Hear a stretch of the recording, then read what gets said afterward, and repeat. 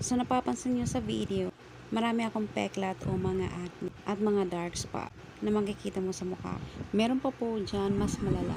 Hindi ko lang talaga nakuha ng video. So far ngayon, sana tuloy-tuloy na mawala na yung mga pimples ko sa mukha.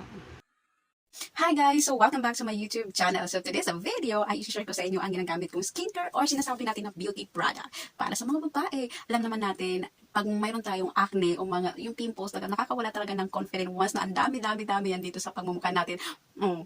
Diba? Center talaga yan dito sa mukha natin. Parang ganyan talaga ang reaction natin. Pero once na clear na yun, wow!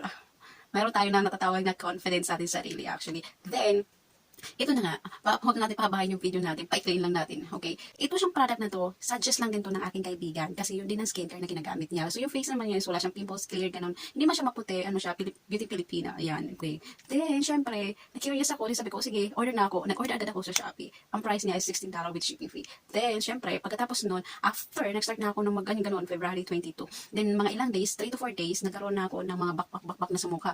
Alam mo yung, pag nag-start ka na, nagbakbak na yung mukha mo, pag gumamit ka na, pero ganito talaga, from start, pag naglalagay ako ng toner, ganun lang talaga yan sa mukha ko. Okay. Hindi yung ginaganyan na, kasi once ka magbalat na, pag ganyan mo, kuskusin mo, magsusugat ka, mamumula, kaya ganito mo na lang siya. Okay. At reminder din sa mga gumagamit ng toner, mga rejuvenating na matatapang, wag niyo kakamutin ang mukha nyo, ay masusunog at magsusugat yon. Ang gawin nyo, sampalin nyo sarili nyo. Alam naman natin na Makati, ramdam ko yun kasi gumagamit ako nga nito rejuvenating. Makati talaga siya sa mukha, ginagawa ko, sinasapal ko sarili ko.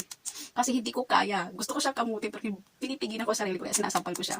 Then, syempre, para mawala yung kate. Kasi pag once na nagumamit tayo ng bar soap na yung Kojic, talagang ayan, mahapde. Tapos lalo na pag naglalagay ka na ng toner, mahapde. Dapat nakatutok sa yung electric fan para hindi mo ramdam yung hapde. Kaya yung sinatawag natin na tiis ganda, lalo pag naglalagay ka ng sunblock or cream, mahapde lalo. Kaya pag once makate ang mukha, wag na wag kakamutin kundi sasampalin ng sarili, ha? Ganyan, ganyan. Wag na wag kakamutin. Ako, masisira yung pinaghirapan natin. May irritation, parang ganun, ma-irritate yung mukha natin. Ano ba yung, tama ba yung word na yun? Ganyan. Wag na mo kamutin. So, ito na nga ang ginagamit ko is ang ating rejuvenating, ang Dr. Alban Rejuvenating Set. So, nakaubos na ako nito ng dalawang set na toner na rejuvenating. So, ang laman ng rejuvenating natin ay walang iba ay toner, bar soap, at saka, of course, sunblock. Ayan. Sunblock. Yan yung ito yung nasa orange packaging. Apat. Same lang din naman lahat ng mga skincare beauty product mo, kung paano siya gamitin. Walang pagkakaiba, pare-parehas lang. Okay, ito naman ang ginagamit ko na ngayon kasi ang gagamitin mo lang na Dr. Alban, yung orange packaging is just only for 1 month. So, pag maubos mo na yun in 1 month, you need to change another na Dr. Alban for maintenance. So, ito na yung gagamitin mo regularly na Dr. Alban maintenance. So, ito na yung ginagamit ko. Same din ang loob. May sabon, may toner, may sunblock, may cream panggabi. Pare-parehas lang din. Walang pinagkaiba yung guy. Walang pinagkaiba yung ga. So, yun ang ginagamit ko. So, ipapakita ko rin sa inyo ang ibang video ko. Hahanapin ko kasi di ko alam kung saan ko haglapin yun kasi na-delete ko na ata sa screen na talaga marami ako mga dark spot at saka yung pimples ko na mga malalaki. Pero ngayon naman, mapapansin mo naman, kunting-kunting push na lang talaga siya as in talaga.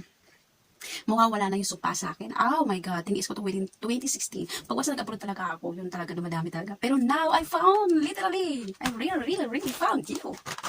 So, kung saan ka hiyang, dun ka na magstay. Huwag mo na siya pakawalan, okay? Kasi once pakawalan mo na, dun ka na hiyang, maninibago ulit yung mukha mo, di ba? May reaction ulit yun. Kaya kung saan ka hiyang, dun ka na.